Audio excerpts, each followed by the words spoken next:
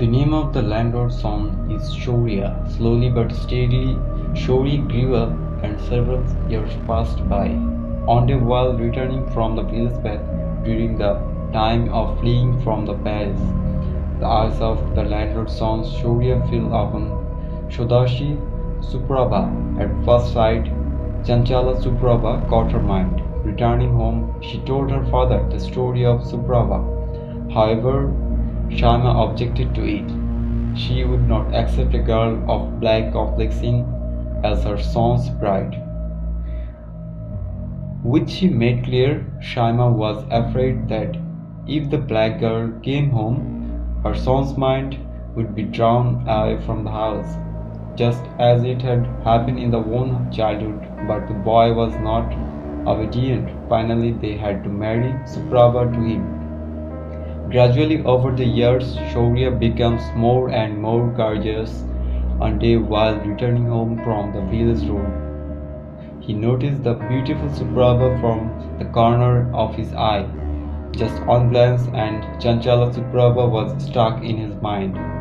When he returned home, he told his father about Suprava. However, Shyama, the family maid, informed him that she could never accept a girl who was not fair-skinned as his wife because he had fair skin like his father.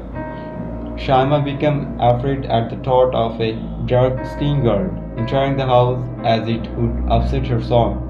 However, Shaurya did not give up. In the end, he decided to marry Suprava and bring her home as his bride even though fate had other plans. Shaurya embarked on a business journey to sell fabrics, leaving Suprava behind. However, he did not return alone. He brought a woman named Drizu, who was a sailor wife with him. She was rescued from his sea pirates. As he had faced danger, the landlord allowed him to stay in the garden house behind Arshi Mahal. One day, a few months later, Shyama thought about Suprava, who wasn't the same as before. She had become very quiet. Shyama understood what was going on, and secretly she sent poison mixed with drizzler food to Suprava's head. After eating the poison food, Fringi Mem Sahib had reached the gate of Yama, almost as if she had been brought back to life by the medicine of the doctor. Gita listened attentively, surprised by everything. The elderly woman started again. When Mem Sahib was very ill, was it not in the Shauri garden that she spent that night? The next day, very early in the morning, she set off on a trading journey to a distant land. In the meantime, the steward of the landlord house could seize Mem Sahib's possessions. Although the landlord was initially very angry, he later accepted her as an heir. And before the news spread, Suprava Bondia was married to Shauri in secret by Mem Sahib. A grand celebration was organized to welcome the new child. On the other hand, Suprava could keep quiet and she found out that she had been given by a bad name. She directly went to her father-in-law and asked about the matter.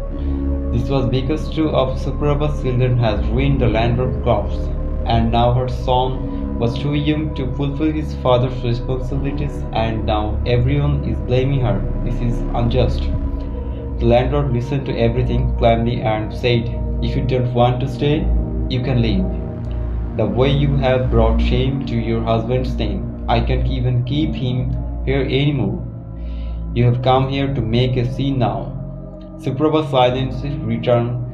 The next morning, Suprava's body was found floating in the pond. Suprava was dressed in bridal attire with red sindoor on her forehead and alta on her hands and feet.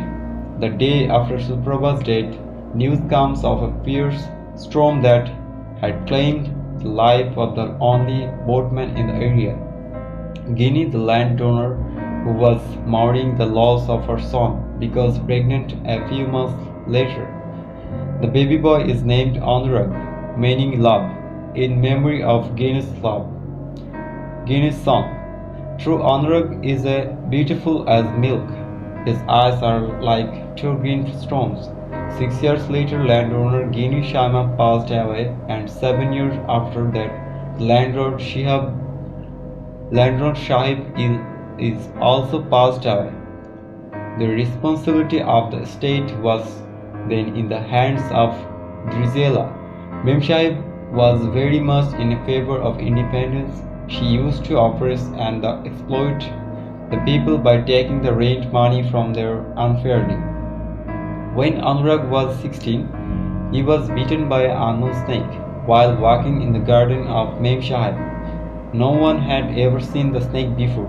Anurag took responsibility and brought the snake to the state manager. He then went abroad to study law. Several years later, he returned with his wife and child. However, shortly after their return, both his wife and child committed suicide for unknown reasons. Their son, Ashutosh, was only 3 years old at the time. Upon hearing the name Ashutosh, Gita becomes excited. Ashutosh's full name is Ashutosh Robert Gaurikar, although everyone knows him as Robert Gaurikar.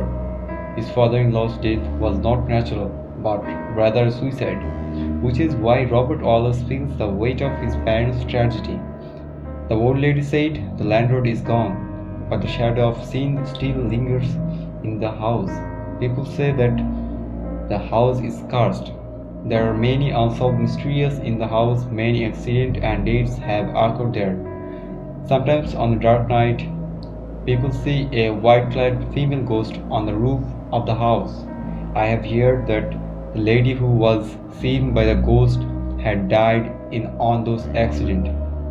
She cursed the rightful owner of that house, and since then everyone in the village has kept their distance from the house. After listening to everything, Gita became incensed and asked Takuma, "Do you know if all of this true? If everything is true, then there is a great danger in front of me and Samantha. Is there any solution to this?" The old woman said, "I don't know if it is true, but I know of an ancient temple where a fierce Baba holy man lives. He has great power, but the condition is that you must have complete faith in him and not interfere with his work." Gita said she would come back again tomorrow and bid farewell to the old woman. Samantha has lost some weight lately. She doesn't feel comfortable sleeping in bed, so she is standing alone by the window. She can see the pond directly from her window. She sits on the steps of the pond every day. Samantha thinks she will call out the rose, but decides to think about it later. She wants to be alone for a while. Samantha was about to return to bed when she suddenly felt that Rose was not alone there anymore. She approached that window and looked carefully. Rose was singing in Hindi clearly, "Ye Haseen Wadiyan Ye Khula Asman." Samantha was surprised at the end because she doesn't speak Hindi as well. She never ever thought about learning Hindi at this moment.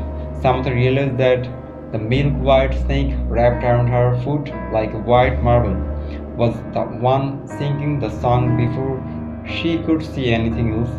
The whole world was spinning in darkness in front of her eyes. Samantha lost consciousness and fell the ground. On the side, while sitting on the bank of the pond, Rose saw a glimpse of a smile on Samantha's face. Unaware that it was not a snake, Samantha had thought otherwise, and had she known that those white marble made dragons on the edge of the pond could have caused a heart attack, she might have been scared. Rose gestured her to remember her previous form and get up, as there was still much work to be done. The incident does not end here. To hear the rest of Arshi Mahal incident, keep an eye on Paranormal Time. Events are never stories. Put yourself in the place of the victim. What if something like this happened to you? Stay healthy, stay tuned. See you in the next episode. Good night.